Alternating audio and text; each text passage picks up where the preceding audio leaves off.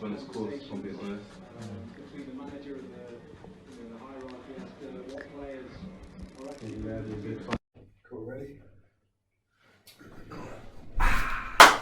Welcome to Fan TV and Chill Match Day 29. Obviously, Arsenal with a game in hand midweek. So we've got Liverpool playing Bournemouth at Anfield this week. Arsenal versus West Ham at the Emirates, and of course the Manchester Derby at Old Trafford. Of course, we'll get straight into it this week with Liverpool versus Bournemouth. So straight over to Bilolo. Bruv, come on, man. On camera, you're going to do that today? No, I thought you were doing this. I didn't. Obviously, coronavirus and that, like, no more handshake. I thought you just did a quick elbows. You know what? You know what's That's a good point. No, I was going to say That's a something. good point. Hey, to be fair, while we're on camera, for the mandem and that, actually, forget the handshake, forget the spud, just an elbow ting. It's an elbow ting from now on. And make sure you're clothed as well. I'm clothed. Yeah. But you know what's mad about the elbow? Yeah? What about them mandems that, you know when you sneeze, you go like that? I chew. Rascal. So technically, I mean, I'll probably shake hands. Would you not? Because no one, well and truly, who does this? I chew. I don't. I never do that. Listen, just keep it simple. Just do the quick head shake. Like, quick. Obviously, people of what's the word I'm looking for? People of. I'm looking. I'm saying ethnicity. I will give. It's like they'll know the quick one. Like the quick one. With your friends of North ethnicity, yes. It's a mad one. 2020 is It's a mad one. But anyway, people got to be careful with words. Be careful. Okay, cool, man. Okay, we're here again. I guess everybody's happy, innit? Today. He made the introduction very simple, only because I guess because he's had enough bashing, so he's learning. I like that. Never too late to learn. I mean, you know. And 4 very, very, very, very good results. Very happy that United won somehow. United. I don't know why I beat my chest, but I hope they lose their next 10 games. And very happy that Chelsea won, keeping that gap in the top 4. That's very crucial. And of course, we're back in winning way. Damn, no, that was ever in doubt anyway. But like, it was in doubt when you were 1-0 down. for 10, 20 minutes or so. But then obviously it was sorted. You know what's beautiful? Like, oh bruv, like all this VAR talk, man. I wasn't even gonna use that word today, and I wasn't like. That wasn't even part of my thing, but you've kind of brought that to my attention before I even start. But you know what, Bournemouth, like it's almost like whenever we've played Bournemouth, we'll usually go on the run, and then we might not have a great result, or we might not be playing well, and then Bournemouth seem to be that team where we'll play them, and then in previous times, obviously we'll play them, and then we'll pick up our form, so we'll get either 3 goals or we'll trash them or whatever, because the way they play, they're a very nice footballing team in a way, so they're not the most aggressive in a way. And but I was always confident. We playing at Anfield. Yeah, people might say, "Oh, you lost 3 games on the trot." I mean, come on, man.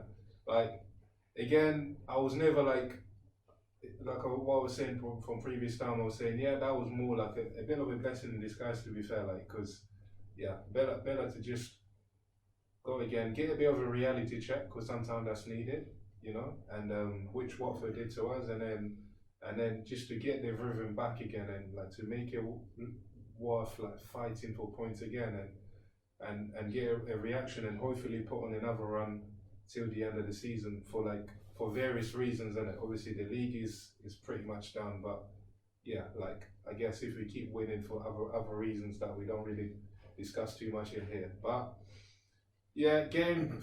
I mean, we started you can always see that, you know, the team that's kind of lost a bit of momentum and a bit of confidence, regardless of your ability on the ball, and regardless of how good you are.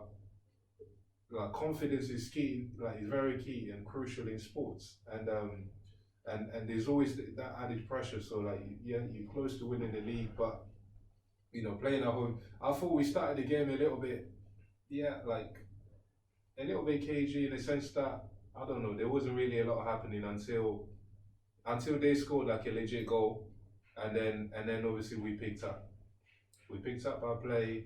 I think we had a very, very good response then, like, and then, like, again, it wasn't again on many chances even in that half. So, like, the Mane chance, no, the Mo Salah chance, I think they all came almost from the back of a defensive mistake. Obviously, counter attack. Salah, Mane should have done better with the ball to Mane actually, but the pass was placed slightly behind him. But the thing about Salah, I think I'm harsh on him, but I think I had to reflect over the weekend and kind of change my stance and maybe appreciate what a good goal scorer is and a good player is. I say that because, like, I was looking at statistics. I didn't really realize that, you know, is like the guy that was like his games.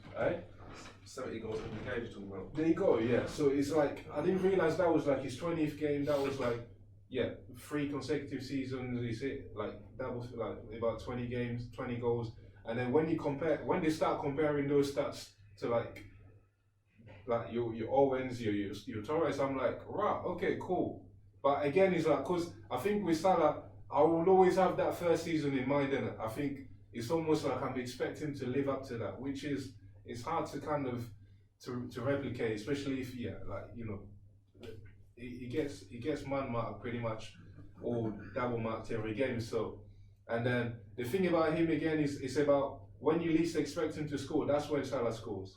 So again with the Mane pass, the ball was slightly behind him, but for somehow he managed to maneuver it, and before you know it, the ball is in the back of the net. Excellent finish, more Salah. You know what I mean? So, and then we go again, like high press.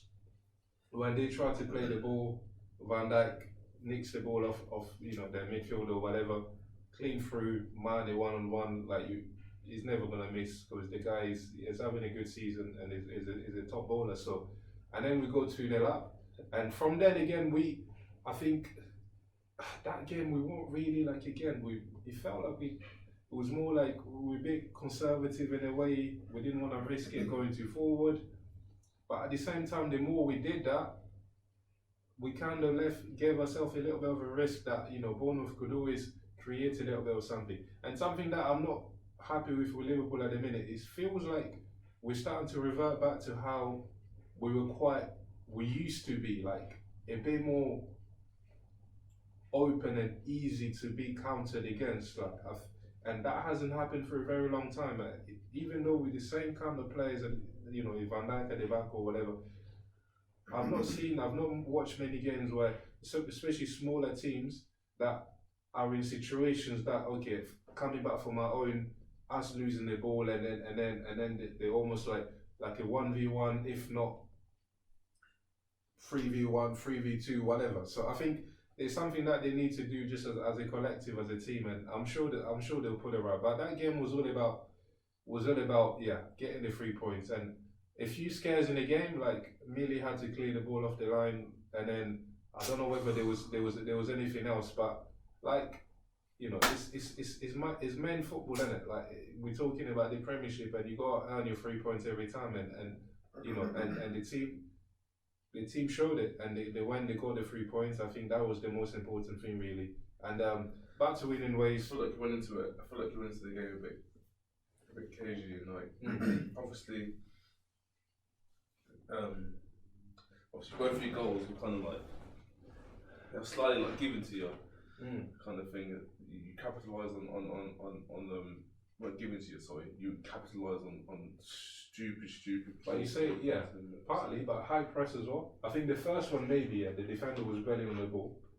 Yeah, he dribbled it too much. But the second one, it was because we were quite high, and then they tried to play. But they tried to play a little kind of like a little quick 1-2 in the middle, and then when he played it, Van Dijk come into it. Yeah, because Bournemouth are a perfect team for us because like you know what I mean, they're gonna try to play those through balls and it works in our favour. So and they were never gonna keep that 1-0 lead, and that's not really like how Bournemouth played. They did have momentum after they scored their first. Yeah, a little bit, but I think we came back very strong. Like the performance, the reaction was really solid. For me, the game hinged on that injury to their captain, and then when they made the sub. I can't even remember, to be fair. Like, who's their captain again? I think it's Simon Cook. Yeah, he come off, and then that's when the guy come on. And that's when the guy made the mistake, and that's when. Right, fair. Yeah, but did he make like a sick clearance as well? But that would have been offside. That would have fair. Yeah, but you know, small details. You know, performance wasn't really that relevant. We got the free. And you remember the conversation we said about what team will line up? It made sense to me to say, okay, go with a good team, strong team, and just get across the line, man. And now, last thing, I'm happy that these men won. So that means I'm just praying that these men can do something in it, like you know what I mean. But that's me praying. That's big prayers. But because let's just wrap the league against this pagan as well. That would be beautiful. But yeah, man. Two more games. Manchester Derby, Man City versus Man United. Got the 3 points. United. Fucking got the 3 points. That's all that matters. That is all that matters. The 3 points, and we're chasing that top 4. Chasing that top 4. Some other teams out here are soon to be out the top 4 race, but we're chasing the top 4. But let's get into the game. Let's start this season fucking beating Man City 3 times this season. That's beautiful. That is beautiful. But more importantly, yesterday, what do you say? Nothing. No, if you got something to say it. Okay, cool. If you ain't got nothing to say, don't whisper in the background. Shit. I'm just saying that's your highlight of the season, isn't it? Highlight of the season. What did you get on the back of that? Man City, our local rivals, beating them adds to the season. It adds to the season. The Manchester Trophy. It adds to the season. Just like you beating Everton. If Everton beat you this season when you lot are going on this good run, it would have added a sour taste. But to them, so it's important you beat Everton. To them it's massive and it's huge. What? It's not. What are you on about? To you beating Everton isn't? No, it's not. Everton, we trust them. We were second team. We watched it. We beat them. They're not. But anyway, okay. So, but anyway, I'm sure for your fans, for Liverpool fans in Liverpool, them beating Everton, it's a good thing for them because they're local rivals, regardless all the time. Whether Everton are shit or not. A win is still a win, and it still feels even better against your rivals. But anyway, nonetheless, we'll carry on. Big win against City. First half was the better half for us. First probably 30 minutes we played in the first half. Probably first 30. Actually, no. To be fair, 35 minutes of the first half we played really well. And I thought attacking, going forward, we were well. Defensively, we played well as well. Going forward, obviously City always look dangerous going forward. But obviously with Sterling on the right hand side, Wan-Bissaka did a fantastic job. I enjoyed that, to be fair. Yeah, but I'm talking about on defensively on right back. Sterling and Wan-Bissaka did a fantastic job on Sterling. Sterling's a quality player, so to keep him out of the game is fucking impressive. And then obviously on the right hand side you had Shaw and you had Brandon Williams, which actually them two playing together this season on that left back on that left side. Actually, I've been pretty impressed with that. Shaw doing defensively and then you have. Williams almost like his wing back going up and down, and he's since he's come in and he's got more time, and I didn't think them two playing together would actually work, but it's proven to. We don't really have a left-sided player really on that left midfield, so actually him playing there is quite good, and it just adds defensively and attacking because he's not too bad attacking. So them two, it was them two on what's his name on is it what's that He played left wing for them, that Man City. Foden. Yeah. So Foden didn't really do much during that game. And yeah, them two had it covered. They played him out of position, to be fair. Yeah, so he didn't, where he was playing, he wasn't effective, and for Shaw and Williams, it wasn't really a problem in that first half. But yeah, obviously first half, I think it's about 30 minutes. We obviously got the free kick, where obviously Fred and Bruno lined it up. Which shouldn't have been. But it was. But the free kick was. So you take what you're given. It is what it is. Obviously, then you all seen what happened. Bruno, fucking madness. Obviously, been working on that in the training ground. Just the creativity we've been lacking. Just something different to open up teams. And obviously, chips it over to Martial. Obviously, they've been working on it. Martial was on it, hits it first time, and if you shoot, you sometimes get the luck. And obviously, Edison should have done much better, but it was poor goalkeeping. But at the end of the day, we don't care. It's gone in. Something different that we've tried has worked, and it's gone in. And obviously, that's given us that 1-0 lead going into half time. Second half, we come out. I would say second half, probably the first 10 minutes of the second half, it was all right. It was all right. After that second half, really, it was all Man City were just all over us. And again, defensively, the real second half, the chance they had, I think that was that Aguero. Obviously, they had that Aguero chance where it was ruled to be offside by VAR, by the finest of margins. It was offside. Otherwise, that could have really changed the game. But obviously, class to be. Was he offside though? Well, yeah, they got VAR and looked at it and they said it was offside.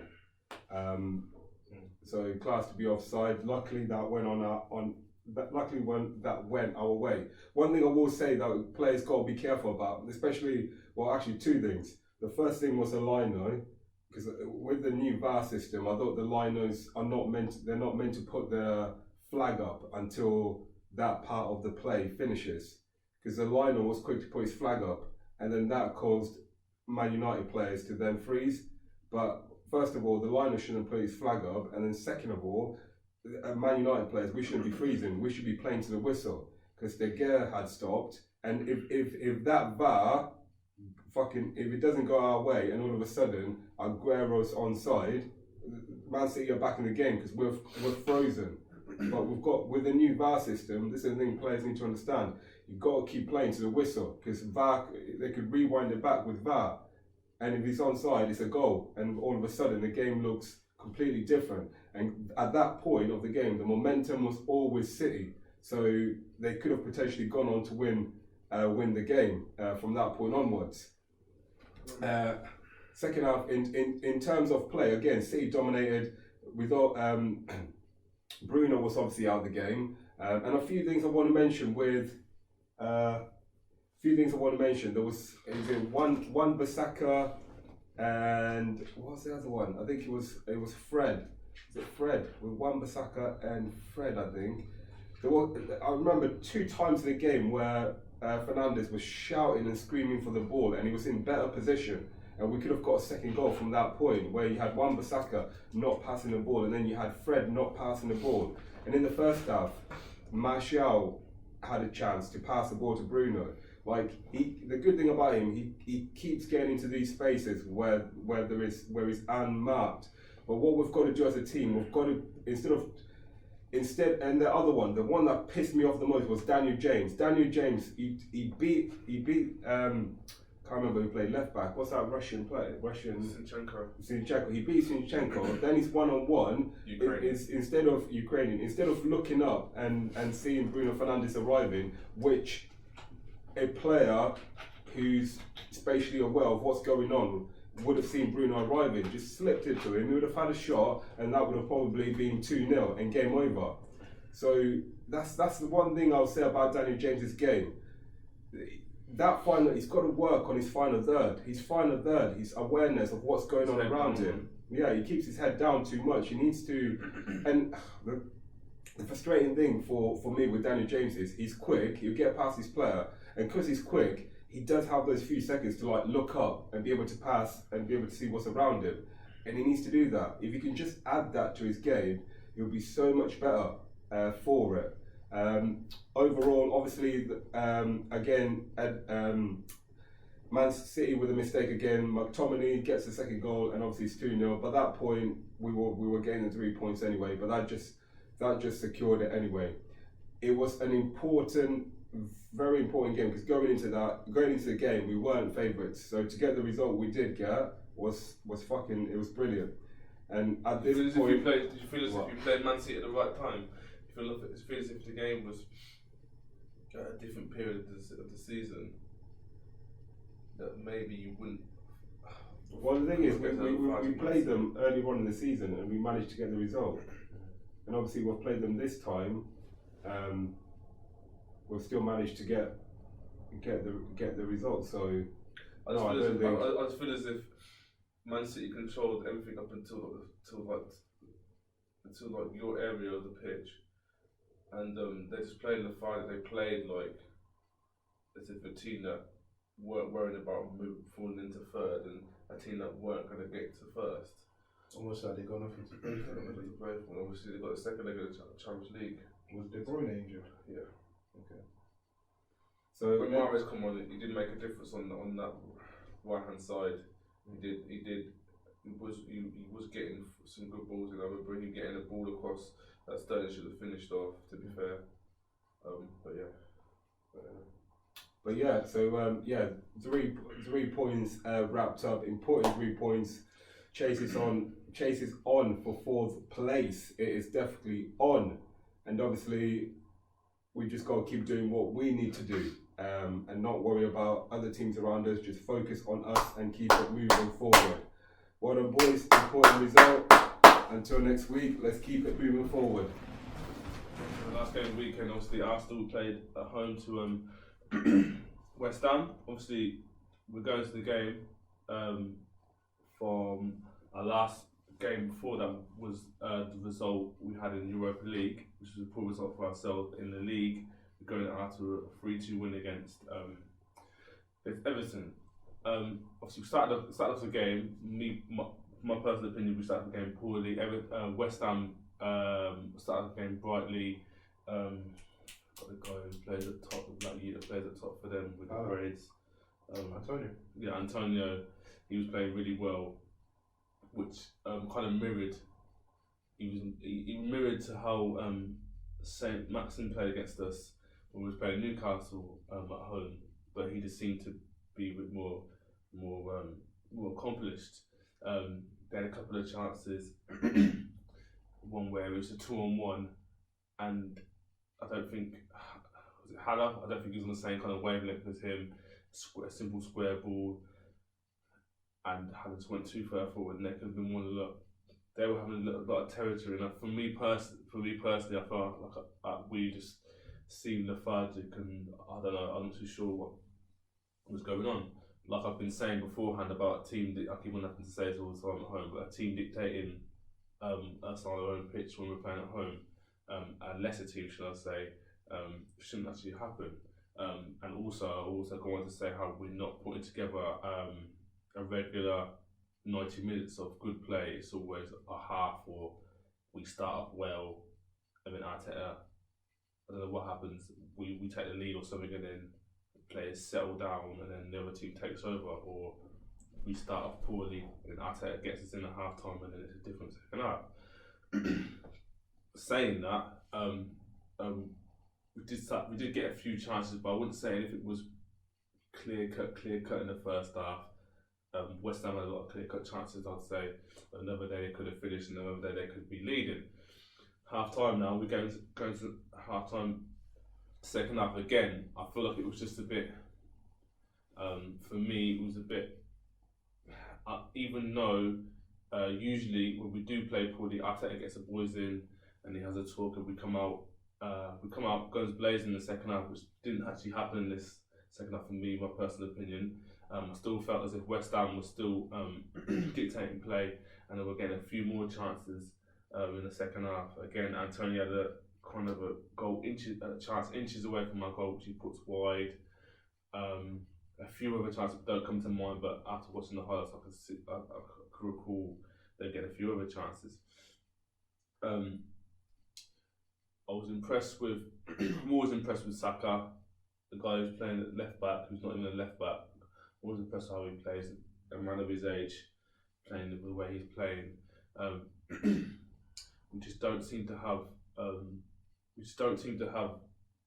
Like, if I give an example, we don't seem to have like people that are threats in terms of goal. We either have one person that's a threat. It's like we take turns. 1 minute Aubameyang's our main guy, then next thing you know, someone else is our main guy. We don't seem to be like having people that are willing to get us goals. Which is why our goals are kind of dried up in a sense. We did actually finally get a goal, which goes back to a similar thing to what Willis said when he was referring to Man United in their game when I think Aguero was offside. You said Aguero, and then your player stopped. Obviously, Aubameyang, the ball springs out to Aubameyang. He has a shot. It springs out. It goes over. The hands are going up for offside, and then Özil and Lacazette are still alert. Özil nods it down squarely to Lacazette. Lacazette puts it away. Lallana puts the flag up for offside. Obviously, we carried on.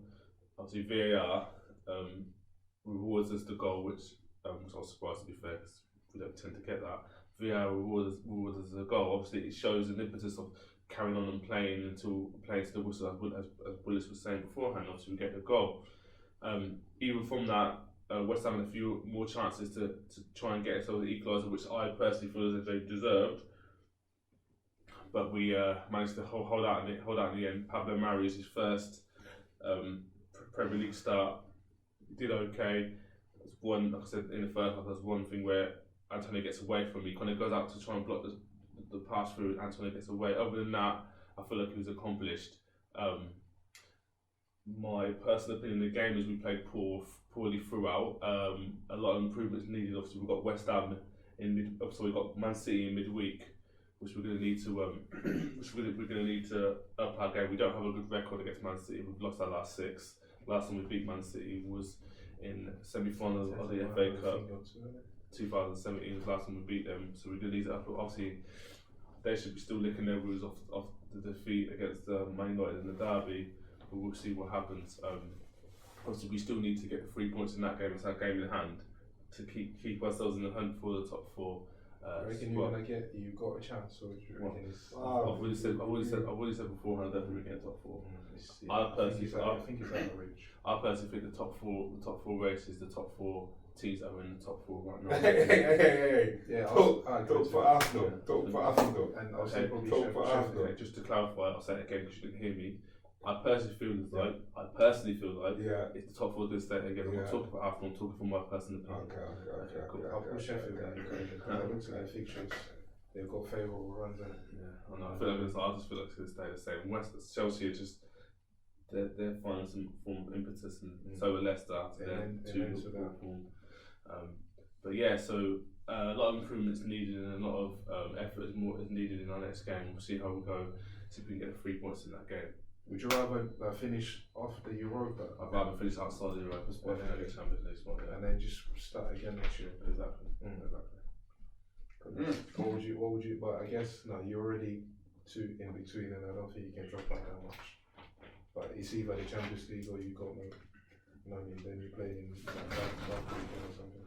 Well, yeah, the good thing for us is we're still in it, so we still have a chance to win and qualify that. Well, we still have 2 ways to possibly qualify, but yeah, just keep going on both. Do you reckon this purple patch that you're on is another one of Solskjaer's classic good run, and then when it really matters again, and then you see the same bullshit? Well, no, I don't think this season will tell, because obviously you've seen we had a shit first half of the season. We're starting to have a better second half of the season. I don't think this season's been so mixed. It's been mixed, and the thing is that the squad hasn't changed that dramatically the second part of the season.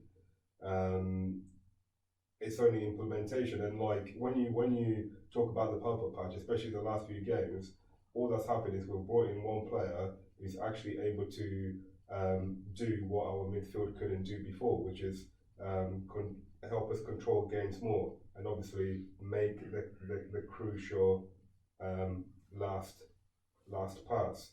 So I think next season will be better to judges, because obviously Bruno was having a good season with Sporting anyway, and he's coming to the team and he's fit and he's having a good season as well.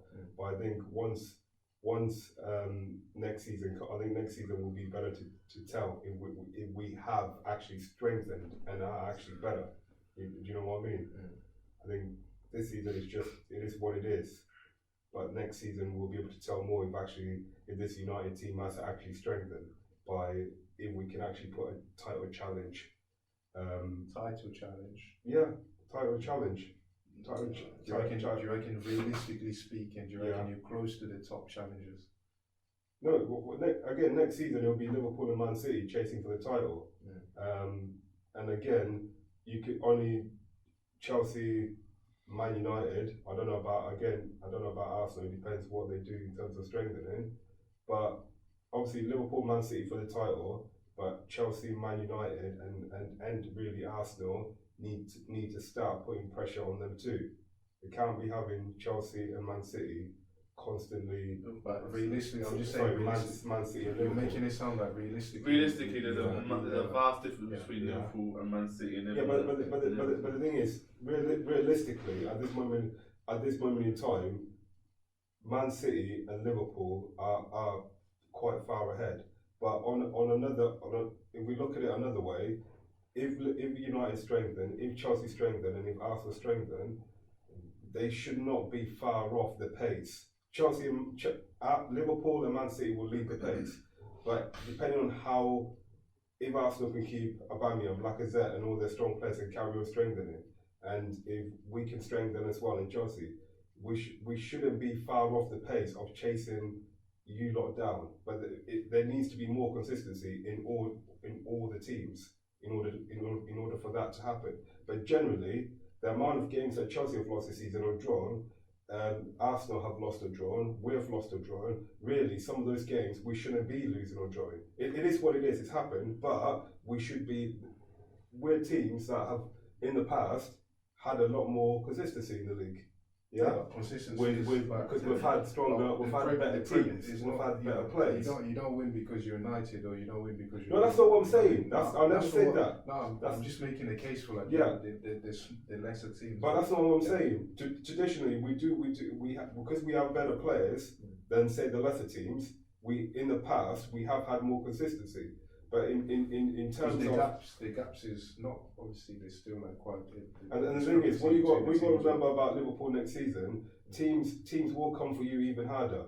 That's just the nature of football. They will go into that pre-season stage, and they will. Technically speaking, we go by that knowledge, we shouldn't go from harder this season, because let's be real, what they're doing this season is the same as what they did the second half of last. Well, it's the same of what we pretty much did last season, but we lost one game and we drew maybe a slightly more than, we haven't drawn this season. But other than that, we might have drawn a few. Oh, we drawn one, there you go. Yeah, but that's what I mean.